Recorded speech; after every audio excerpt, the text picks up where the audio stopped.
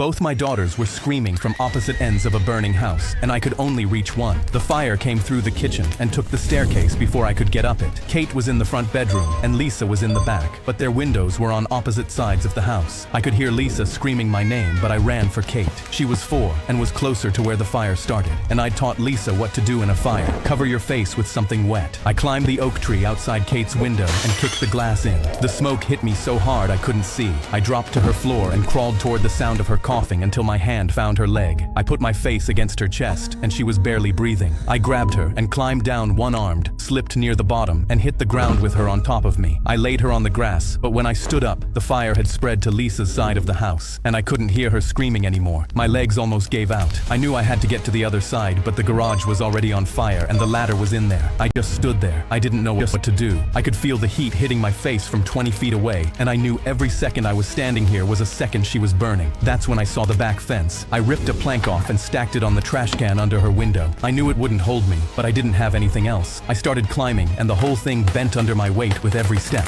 I grabbed the window frame to pull myself up, and glass sliced both my palms open, but it didn't matter because whatever I was feeling, she was feeling 10 times worse in there. The entire floor was on fire, and the smoke was so thick I couldn't see more than a few feet in. My chest caved. I screamed her name. Nothing. I screamed again. Nothing. My hands were shaking. I knew she'd been in there too long. That's when I heard a small voice from somewhere in the smoke. "Daddy, I can't reach you." I could barely see her pressed into the far corner with wet sheets around her face. I held the frame with one hand and reached in with the other, but she was too far. "Lisa, run to me right now." "Daddy, I'm scared." "I know, baby, but you can do it." She dropped the sheets and looked at me. She ran. I watched her disappear into the flames. I thought it was over, and then she was in my arms.